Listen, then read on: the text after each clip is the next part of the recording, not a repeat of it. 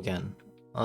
For this video, we'll be continuing on from the last one, where we also use the gamepad to control the camera and the movement. As you can see, while I'm using the gamepad, on the screen, we can see the virtual joysticks moving around.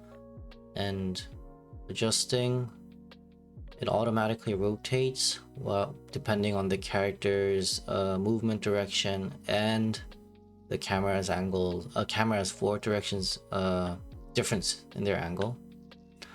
And however, while it's auto adjusting, if the camera starts moving by the user's input, it stops the auto adjustment. And then I think it's set to 5 seconds. 5 seconds later, it starts auto adjusting again. For today's video, we'll be covering the defaulting action. So for example, while I'm doing my thing in the game, the camera stops like this. And let's say we want to have a feature where the camera kind of goes back to its default rotation, which would in most cases be be in the same rotation as the character it's attached to, right? So for example, maybe there's a game here, I kind of move like this, and then after a certain time has elapsed, without my control, it just automatically goes back to this location and rotation. So first, we'll open up the character. We're going to need 2 events. The first one will be called... So the first, we're going to need 2 events to start the defaulting. I'll just call it defaulting. We need a custom event to fires off the defaulting actions.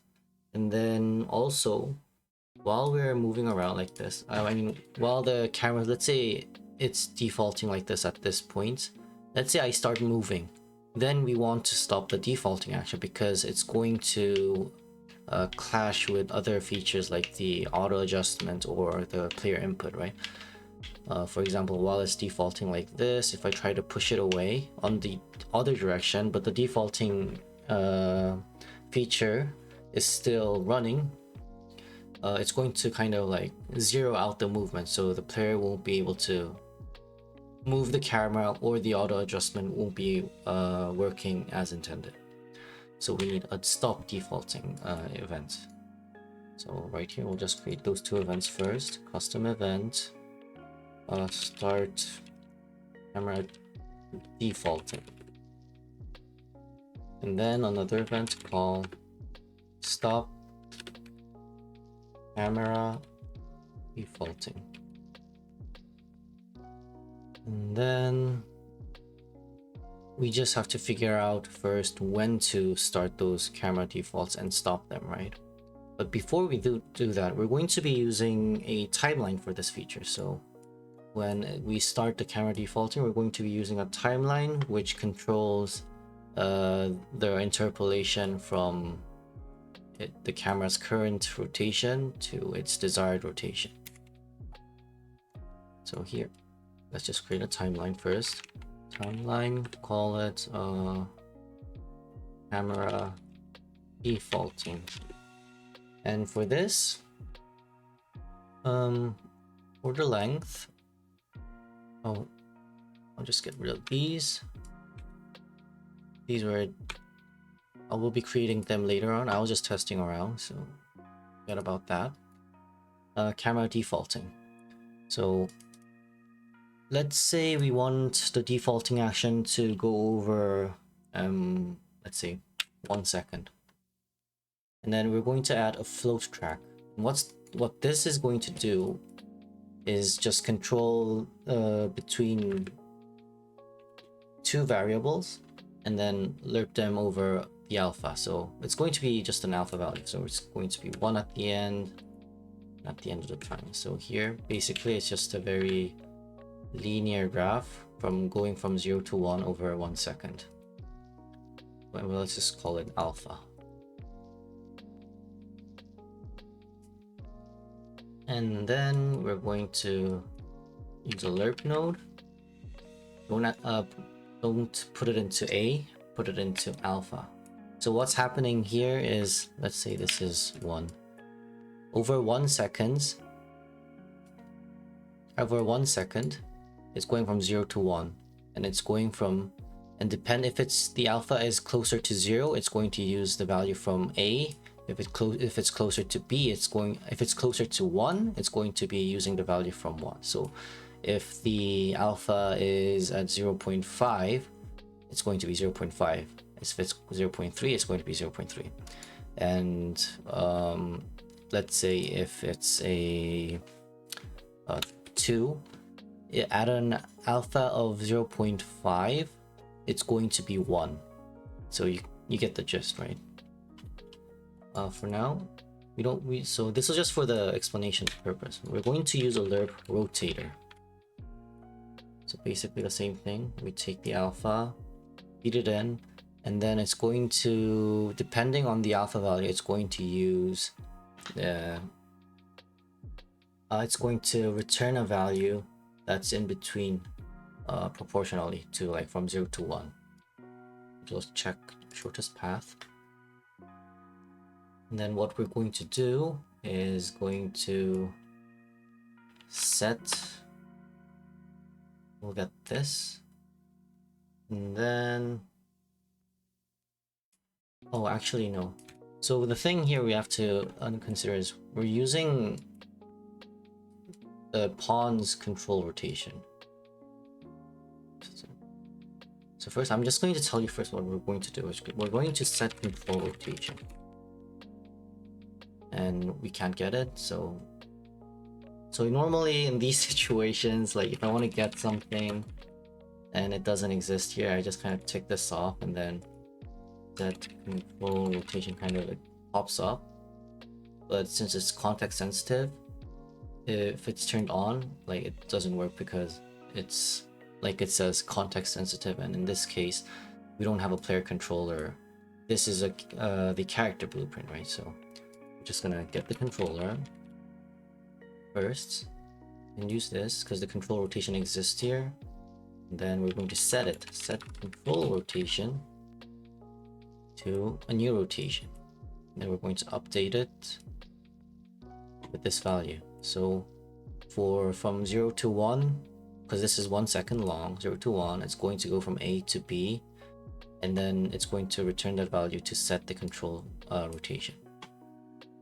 And here we're going to just call this a start rotation, start rot. And then here we're going to call this a target rot, the target rotation, like so. So that's actually, this is just pretty much all we need for the timelines. This is just what we need for the timeline to do. Then here we're going to set the start rotation, target rotation value, and then we're going to play this timeline. So first off, there's a node called get base aim rotation. And what this does is, if you can just hover over it, and then it provides a tooltip explaining, you know, if we have the controller, by default we aim at the player's eyes direction.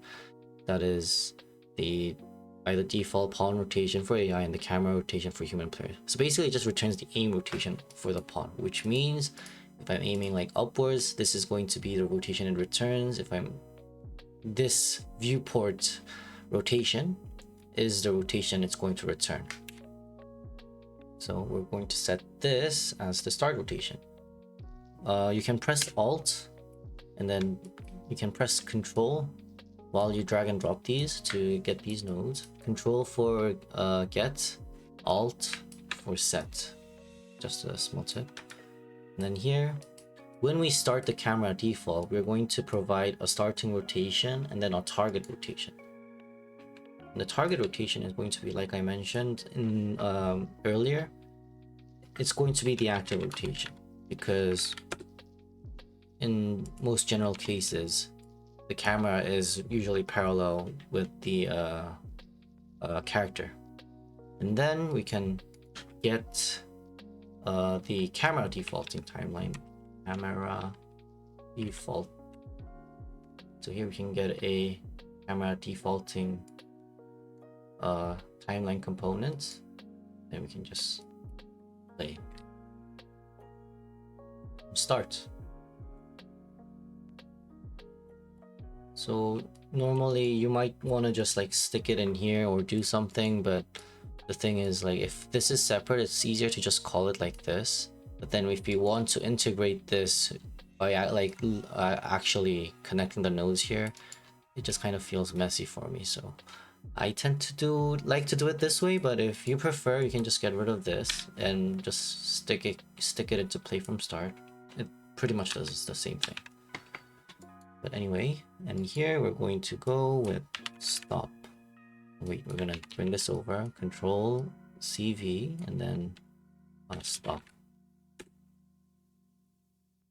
That's the basic setup we need. And now all we have to do is call this when we need to, and call this when we call this when we want the camera to start defaulting, and then call this when we want it to stop defaulting.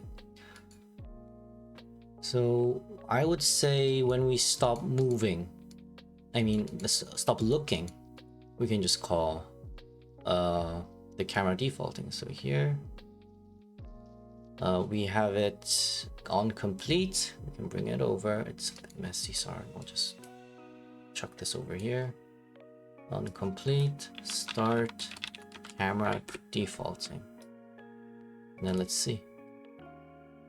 So here we're moving around.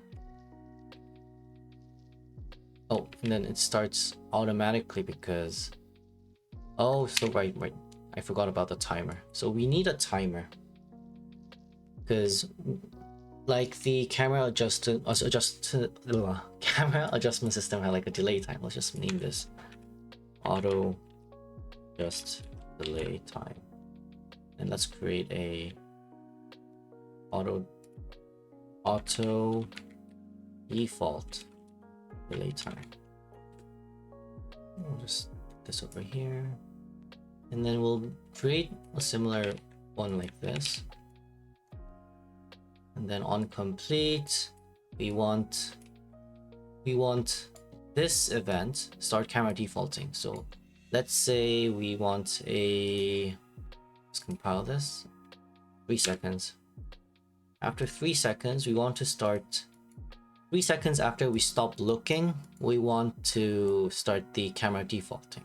So here at the event, we don't have to drag it all the way here. Fortunately, we have a create events node in Unreal. Go here and start camera defaulting. Then it's set to 3 seconds. Take a look. After I start moving, looking, finished, 3 seconds. It goes back. Yep, like that. And then also, this, if you want to have it happen like any other time, you can just for what your game's purpose is, you can just have it use a timer and then call it like this. However, we need to stop defaulting. For example, let's say it goes here, then it's going to start defaulting, and then if I try to move, it kind of blocks each other, right? And I would think normally, like I mentioned in the previous videos, we always want to honor the player's controls.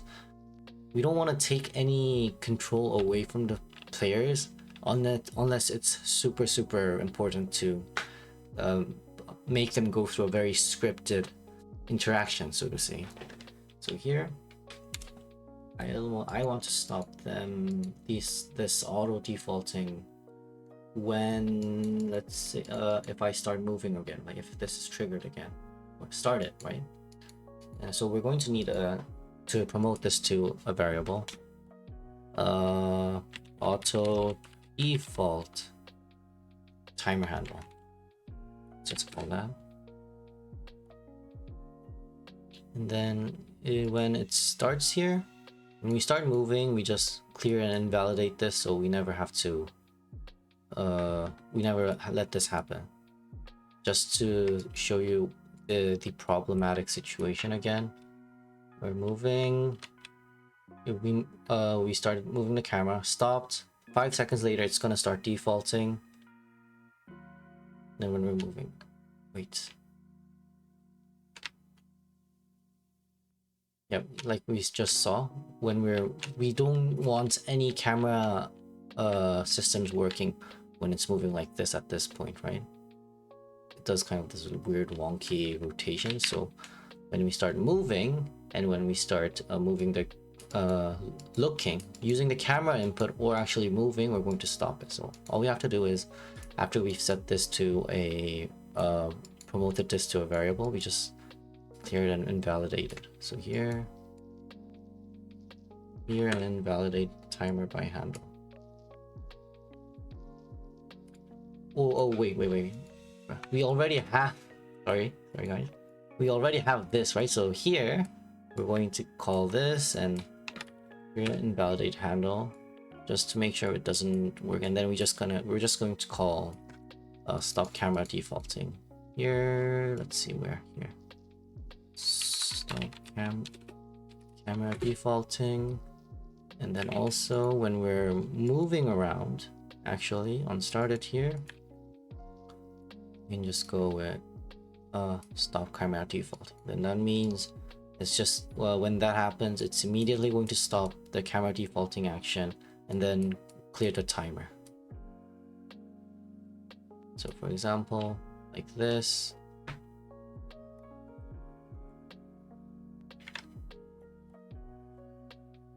Oh, we moved. And then it goes like this, and we move. And when we start moving, it's going to stop immediately, like that. You see? It's like this. It's going to try to go back, like that. We'll try again. It's going to try to go back again. You start moving, it stops immediately. But you can see it, the rotation kind of goes off a little. That's because we're interpolating the pitch, roll, yaw, like all three of those axes.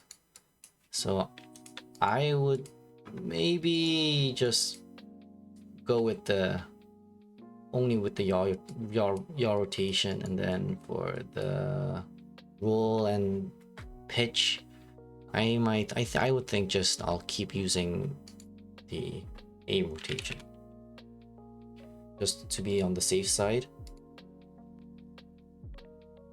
Roll and pitch, you can do this, just split it and then just paste it a little bit here. So what this is going to do is just interpolate using the alpha, using just the yaw value of these two, and then for the roll and pitch value, it's going to be using the aim rotation, which is just keeping its rotation as it is, like so. I think we also had to make it start. Yeah, we need this to happen when we stop moving, let's say.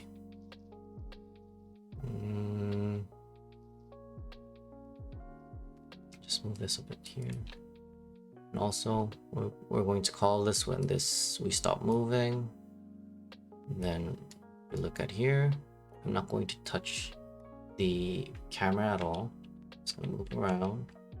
Something like this. And then after it stops, 5 seconds later, it's going to go back to its default position. Like so. And if you start moving, yep, it just stops immediately. So that's pretty much it. As long as you have a specific reason for the camera to default or stop defaulting, depending on your logic of your game and the rules of your game, you can have something like this set up and call this event whenever you need to. This is kind of the reason why I prefer just taking them out of the tick logic. You know, just having like a branch here, like for the auto adjustment. This we can also, well, this is just on a tick event, right? But then if we have the auto adjust inside of the tick, I think it might have a bit of an issue with clashing with these. And it's I just kind of prefer having these events separated from, I just like having them as events basically. But if you have any other thoughts about this, or have a better idea of what could be a better solution, I'm always open to those comments and ideas. So thank you. And like I mentioned, always in there, I'm always open for new suggestions or ideas or feedback, depending on the videos. So I hope you all have a great day. Thank you.